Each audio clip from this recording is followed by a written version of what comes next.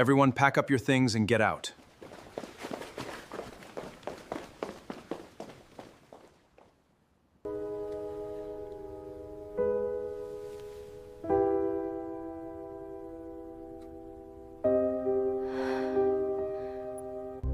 You clean up well, Scarlett. The dress is very tight. I don't know if I can breathe right. You don't need to breathe. You just need to smile and hold my arm. Come on, the car is waiting.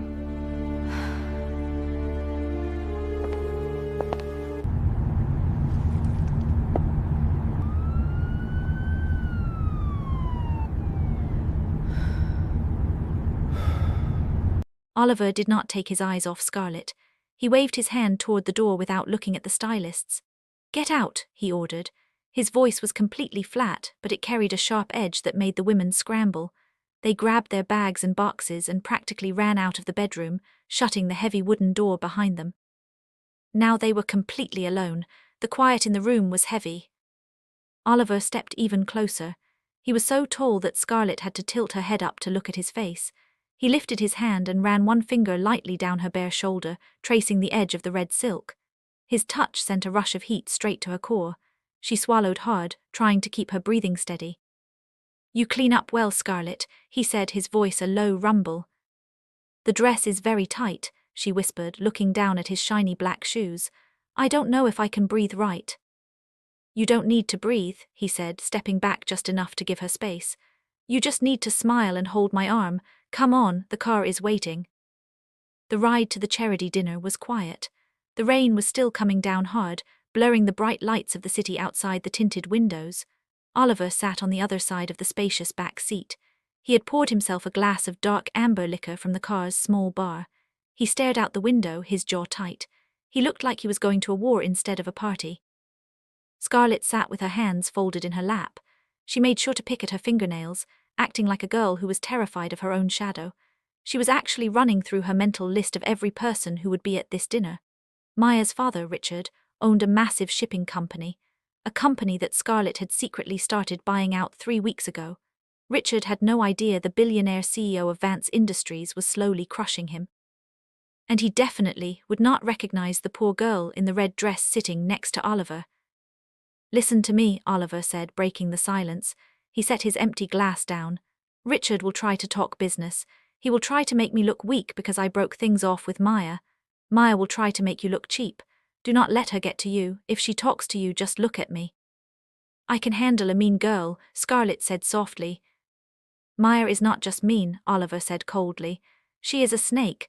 She likes to ruin people for fun. Just stay close to me." The car slowed down and pulled up to the front of a massive, glowing hotel downtown. The rain was kept away by a huge green awning. Valets in matching red jackets rushed forward to open the doors. "Show time," Oliver muttered. He stepped out first and turned back to hold his hand out to her. Scarlett placed her hand in his. His grip was firm and protective. When she stepped out of the car, the cold air hit her bare legs, but the heat from Oliver's body kept her warm. Flashes of bright white light exploded around them instantly. Photographers were waiting behind a velvet rope. They started shouting Oliver's name. "Mr. Kang, over here." "Oliver, who is the lady?" "Is this your new girlfriend, Oliver?" Scarlett flinched. She buried her face against Oliver's shoulder, acting totally overwhelmed by the cameras. It was exactly what he wanted. He wrapped a thick, strong arm tightly around her waist and pulled her flush against his side. He glared at the cameras, completely ignoring the reporters, and walked her quickly through the heavy glass doors into the lobby. The inside of the hotel was blindingly beautiful. Huge crystal chandeliers hung from the ceiling. The air smelled like expensive perfume and roasted meat.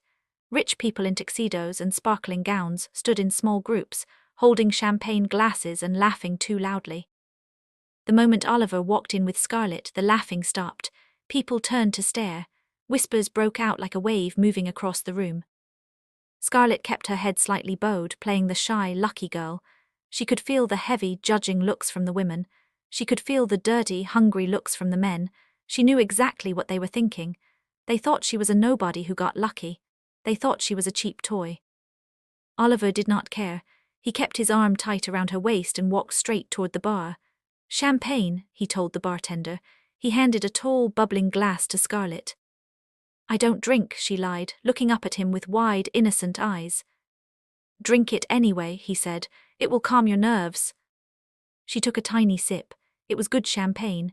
She had a cellar full of it at home, but she coughed a little and made a face like she wasn't used to the taste. Oliver actually let out a small, quiet laugh. It was the first time she had heard him laugh. It was a nice sound. Wells. The sharp, annoying voice cut through the noise of the room. Scarlett didn't have to look to know who it was. Maya stepped right up to them. She wore a tight silver dress that showed off a lot of skin. She held a drink in her hand, and her eyes were wild and angry. She looked Scarlett up and down with pure disgust. I see you actually brought the trash from the club, Maya sneered. She looked at Oliver. Are you out of your damn mind, Oliver? You bring a waitress to a $50,000 a plate dinner. Oliver stepped slightly in front of Scarlett. He looked down at Maya like she was a bug on his shoe. Maya, you look desperate tonight. Did your father force you to come, or did you just want to stalk me some more? Maya's face turned bright red. You are embarrassing yourself. Everyone is laughing at you. Look at her. She looks like a cheap hooker in a borrowed dress. Scarlett let out a small, shaky breath. She looked down at the floor, biting her lip hard. She made herself look like she was about to cry. It was too easy. Oliver saw her reaction. His jaw tightened so hard it looked like his teeth might crack. He took a step toward Maya. The air around him dropped 10 degrees.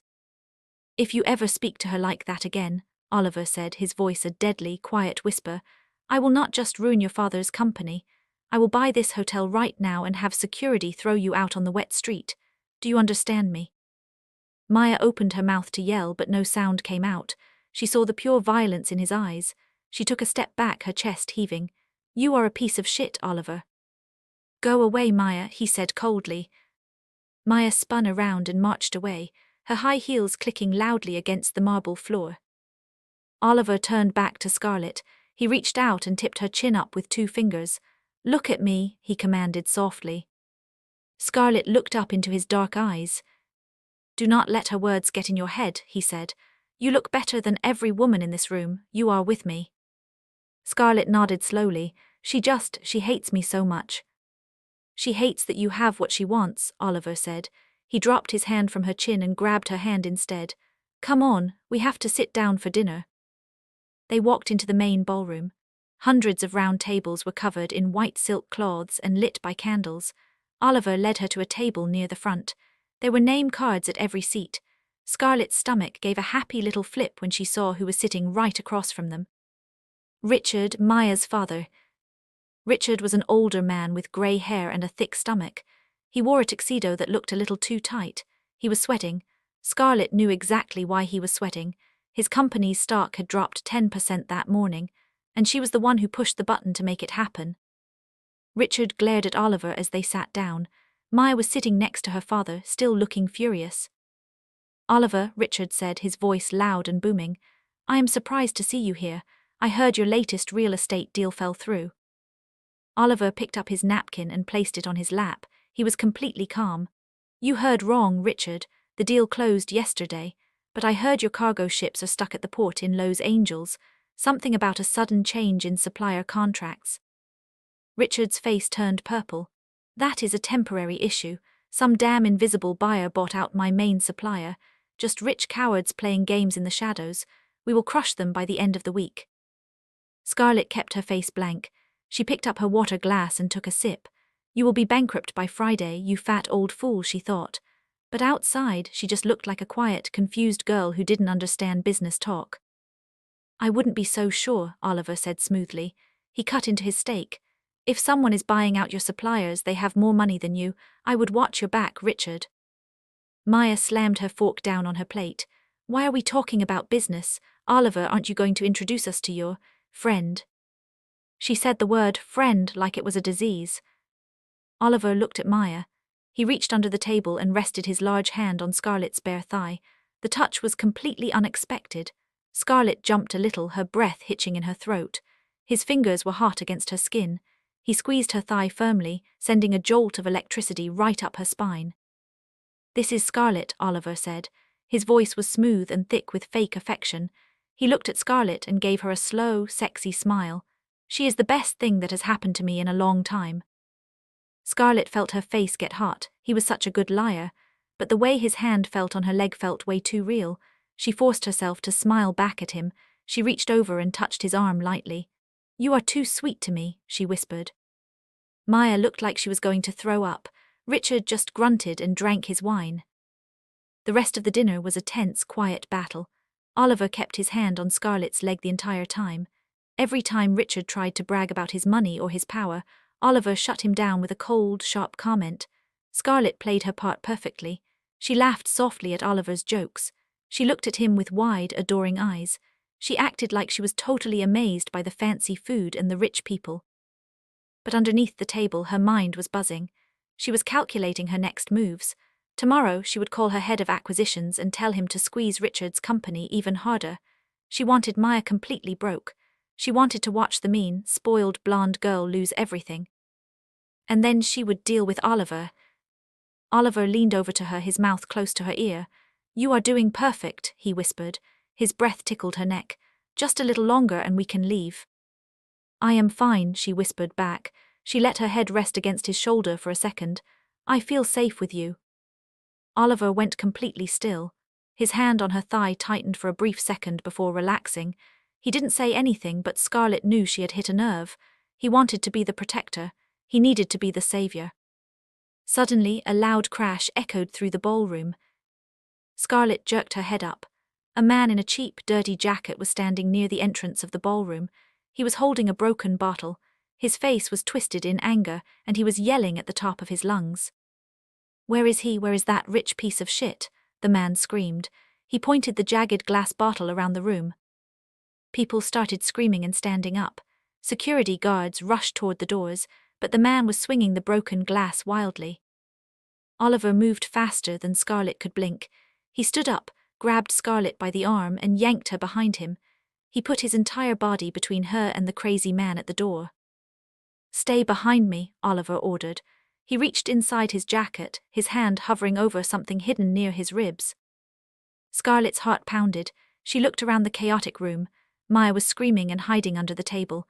Richard was frozen in his chair, but Oliver was standing tall, a deadly, cold look on his face. He wasn't scared at all. He was ready to kill. The man with the bottle spotted Oliver. His eyes went wide with pure rage. "Kang, you ruined my life. You bought my building and threw me on the street." The man charged. He ran straight toward their table, holding the broken bottle like a knife. "Oliver," Scarlett screamed, grabbing the back of his jacket. She wasn't faking the panic this time. The man did not even get 2 steps closer before Oliver moved. Oliver did not shout. He did not warn the crazy man. He just reached under his suit jacket, pulled out a sleek black gun and fired. The loud bang echoed off the high ceiling of the ballroom. It sounded like a bomb going off. Women screamed and dropped to the floor. Rich men in their expensive suits scattered like scared rats. The man with the broken bottle stopped moving. He looked down at his leg. A dark red stain was spreading fast across his dirty jeans. He dropped the jagged glass and fell to his knees, screaming in pain. Oliver had shot him right in the thigh. It was a perfect, clean shot. It would not kill him, but it stopped him cold. Oliver did not put the gun away. He kept his arm raised, pointing the barrel right at the man's head. His face was a mask of pure, cold stone. He did not look scared. He did not look sorry. He looked like a man who was fully prepared to put a bullet between the guy's eyes if he moved an inch. Security guards finally rushed into the room. They tackled the bleeding man to the floor and dragged his arms behind his back. Oliver slowly lowered his gun. He flipped the safety on and slid it back into his shoulder holster. He turned around and looked at Scarlett. She was breathing hard, her hands shaking as she held onto the back of his jacket. She was not faking the fear this time. She had known Oliver was dangerous, but seeing him pull a gun and shoot a man without even blinking made it real. "Are you hurt?" Oliver asked. His voice was rough. He reached out and grabbed her shoulders, pulling her away from the table. He checked her arms, her face, looking for any sign of glass or blood. "I am fine," Scarlett whispered. She looked past him. Maya was still hiding under the table, crying and shaking. Richard was pressed flat against the wall, his face pale white. "We are leaving," Oliver said. He did not wait for her to answer. He grabbed her hand and pulled her through the panicked crowd. He did not look back at Maya or Richard. He only cared about getting Scarlett out of the room. The rain was still falling hard when they stepped out of the hotel. The cold wind hit Scarlett's bare legs, making her shiver. Oliver's driver already had the black car waiting by the curb. Oliver shoved her into the back seat and climbed in right after her. "Drive," Oliver barked. "Get us to the penthouse now." The car sped away from the hotel, leaving the flashing police lights behind them in the dark. Oliver leaned back against the leather seat. He let out a long, heavy breath and ran a hand through his wet hair. He looked over at Scarlett. She was curled up in the corner of the seat, wrapping her arms around her knees. She felt sick. The game was getting too real. "He got too close to you," Oliver said. His voice was low and tight with anger. "I should have put a bullet in his chest." "You stopped him," Scarlett said quietly. "You saved me." Oliver stared at her in the dark. The streetlights flashed across his face, showing the deep tension in his jaw. "I told you I would protect you. I meant it. You are never going back to that dirty apartment. You are staying with me. I will double the guards. Nobody will touch you." Scarlett looked down at her hands. She felt a sharp, painful pull in her chest. He was trying to keep her safe. He thought she was a poor, weak girl who needed a big, strong man to hide behind. If he knew the truth, he would never look at her with that protective fire in his eyes again. When they got back to the penthouse, the silence was heavy. The huge glass windows showed the city lights blurring in the heavy rain. Oliver walked straight to the kitchen and poured 2 glasses of dark whiskey. He handed one to Scarlett. "Drink," he ordered. Scarlett took the glass. Her fingers brushed against his and she felt the heat of his skin. She took a slow sip. The whiskey burned her throat, but it helped settle her racing heart. Oliver drank his glass in one fast gulp. He set it down on the marble counter with a loud clink. "I am going to make sure that man stays in a cage for the rest of his life. And tomorrow I am going to deal with Richard. I am tired of his damn games. I am going to buy out his last supplier and bankrupt him by Friday." Scarlett took another sip of her drink. She kept her eyes on the glass. "You don't have to do that." "Yes, I do," Oliver said coldly. "He thinks he can talk down to me. He thinks he can insult you in front of a whole room. He is a fat, stupid old man who doesn't know when he is beaten." Scarlett bit her lip. She had already beaten Richard. Her company had bought his last supplier 3 hours ago. By tomorrow morning, Richard would have 0 ships moving. He was already dead in the water. Before she could say anything, Oliver's phone buzzed in his pocket. He pulled it out and looked at the screen. He frowned. "It is Thomas, my security chief." Oliver answered the call and put the phone to his ear. "What is it?" Scarlett watched his face. She watched the way his dark eyes narrowed. She watched the muscles in his jaw tighten until they looked like they might snap. He did not say a word for a long, long time. He just listened. "Are you completely sure?" Oliver finally asked. His voice was empty. All the heat and anger from before was gone. It was just pure dead ice. He listened for another 10 seconds. Then he hung up the phone. He slowly placed the phone face down on the marble counter. The penthouse felt like a tomb. The only sound was the rain hitting the thick glass windows. Oliver looked at Scarlett. He really looked at her. He didn't look at the cheap makeup or the fake scared posture. He looked right through her. "Richard's company just filed for bankruptcy," Oliver said. His voice was dangerously quiet. "Someone bought all of his debt and called in the loans. He is completely ruined." Scarlett kept her face blank. She forced her hands to stop shaking. "That is good for you, right? You said you wanted him ruined." Oliver took a slow step toward her. "The company that bought his debt is Vance Industries. It is a massive shadow corporation. They buy out rivals and crush them without ever making the news. The CEO is a ghost. She never does interviews. She never shows her face in public." Scarlett's heart started beating so hard it hurt her ribs. She didn't move. "Thomas did not just run a background check on you, Scarlett," Oliver said. He took another step closer. "When you got in my car yesterday, you left fingerprints on the door handle. Thomas ran them through a private federal database just to make sure you were not a spy for Maya."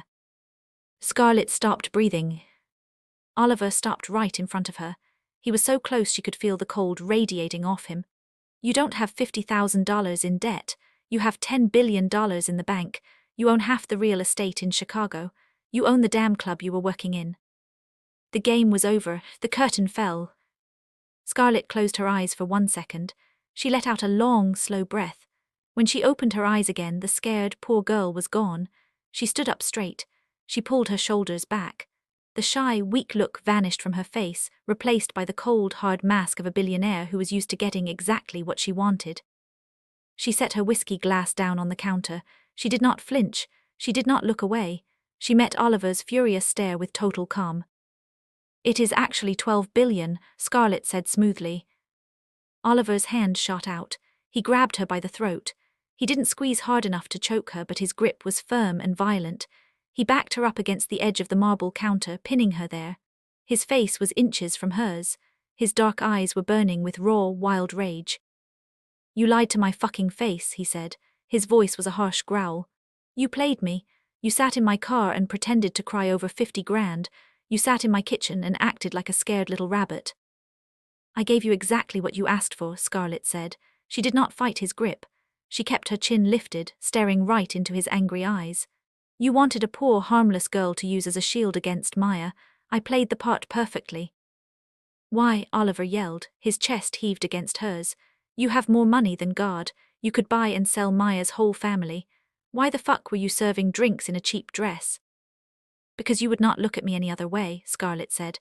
Her voice was sharp, cutting right through his anger. "I tried to meet you in boardrooms. I tried to set up meetings. You always cancelled. You built a wall of ice around yourself, Oliver. The only way you let anyone inside is if they need you. You have a hero complex. You wanted to save someone, so I let you save me." Oliver stared at her like she was an alien. "You are a fucking psycho." "I am a strategist," Scarlett corrected him. She reached up and wrapped her hands around his thick wrists, not to push him away but to hold him there. "I wanted you. I have wanted you for 3 years. I watched Maya drag your name through the mud. I watched her play games with you. I decided I was done watching." "So you bought out her father's company," Oliver said, breathing heavy. "I crushed him," Scarlett said coldly. "Maya will not have a single dollar to her name by tomorrow morning. Her father's ships belong to me. His warehouses belong to me. I took away her power so she can never touch you again." Oliver's grip on her throat loosened, but he did not step back. His eyes searched her face.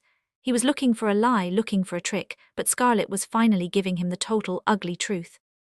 "You faked a debt just so I would bring you here," he whispered. It sounded like he couldn't believe it.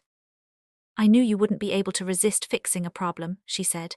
"You like being in control. You like having the power. I gave you the illusion of power over me because it was the only way to get into your bed." Oliver let go of her neck. He took one step back, rubbing his hand hard over his face. He looked at the ceiling, letting out a dark, harsh laugh. "I shot a man tonight because I thought he was going to hurt you. I thought you were fragile. You probably could have killed him yourself." "I have a knife strapped to my thigh under this dress," Scarlett said calmly. "If you had not shot him, I would have cut his throat." Oliver snapped his eyes back to her. The anger in his face was slowly shifting. The shock was fading and something else was taking its place, something dark, dangerous, and heavily possessive. He had spent his whole life surrounded by weak people.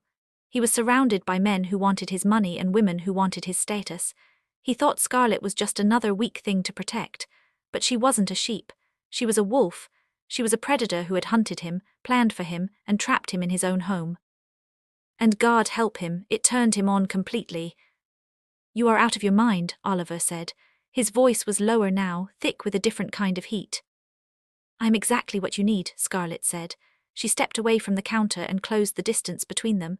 She didn't have to look down at the floor anymore. She looked him right in the eye, owning her power. "You don't need a poor girl to save, Oliver. You need an equal. You need someone who can stand in the dark with you and hold the line. Maya was a joke. I am the real deal." Oliver looked at her red lips. He looked at the confident, ruthless fire in her dark eyes. He grabbed her by the waist and pulled her hard against his body. "You ruined a man's entire life just to get a date with me," Oliver asked, his voice rough. "I ruined him because he insulted you at dinner," Scarlett whispered, sliding her arms up around his thick neck. "I told you I protect what is mine." Oliver did not hesitate anymore. He crashed his mouth down onto hers. The kiss was not sweet. It was not gentle. It was brutal, hard, and full of teeth. It was a collision of two ruthless people who had finally found their match. Scarlett kissed him back just as hard, letting out a soft moan as his large hands gripped her hips, bruising her skin through the red silk dress. He backed her up against the wall, pinning her there with his heavy body. He kissed her jaw, her neck, biting at her skin to leave a mark. "You are a manipulative, lying snake. he growled against her ear. Do you want me to leave? She gasped, her hands digging into his dark hair. If you try to leave this penthouse, I will lock the doors and throw away the key, Oliver said fiercely. He grabbed her thigh and lifted her leg, pulling her closer against him. You played a dangerous game, Scarlett. Now you have to pay the price. You belong to me for real. I always did, she whispered. Oliver kissed her again, silencing her words. The rain slammed against the glass windows of the penthouse, but inside the fire was just starting to burn. The next morning, the city of Chicago woke up to chaos. The news channels were buzzing with breaking reports. Richard's shipping empire had officially collapsed overnight. His stocks were worthless. His company was bought out by Vance Industries in a hostile, aggressive takeover. Maya's family was completely bankrupt before the sun even fully came up.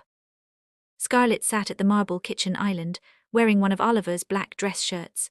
It swallowed her small frame, stopping right at her mid-thigh. She held a cup of hot coffee and watched the news on the large flat-screen TV on the wall. On the screen, reporters were showing footage of Maya crying outside her father's empty office building. The girl who had bullied Scarlett in the club, the girl who had called her a cheap hooker, was now carrying a cardboard box of her father's desk supplies, dodging flashing cameras. Scarlett took a sip of her coffee. She felt absolutely nothing for the girl. Maya had played the game and lost. Footsteps sounded on the hardwood floor. Oliver walked into the kitchen. He was wearing dark sweatpants and no shirt. His chest and shoulders were covered in light scratches from Scarlett's nails. He looked tired, but the heavy, stressed look he had worn for the past 3 years was completely gone. He walked up behind her and wrapped his thick arms around her waist, resting his chin on her shoulder. He looked at the TV screen. You work fast, Oliver said, his voice rough with sleep. I told you I would handle it, Scarlett said. She leaned back against his warm, bare chest. She will never bother you again. Her father is moving them out of the state. They have nothing left. Oliver turned his head and pressed a hot kiss to the side of her neck. My board of investors called me an hour ago. They saw the news. They want to know if my company is going to partner with Vance Industries now that you own the shipping ports. And what did you tell them? Scarlett asked, turning her head to look at him. Oliver smiled. It was a real, dark predator's smile. I told them the CEO of Vance Industries is currently sleeping in my bed, and we will discuss the merger over breakfast. Scarlett laughed. She turned around on the stool and wrapped her arms around his neck. You are going to have to negotiate very hard, Mr. Kang. I don't give away my assets for free. I have plenty to offer, Oliver whispered. He pulled her flush against him, lifting her off the stool so she had to wrap her legs around his waist. We are going to rule this fucking city, Scarlett, just you and me. Just us, she agreed. She pressed her lips to his, feeling the absolute certainty in his grip. She didn't have to wear cheap clothes anymore. She didn't have to look at the floor or pretend to be weak. She had played the ultimate game of deception, and she had won the ultimate prize. They were two monsters in a city of sheep, and together they were completely untouchable.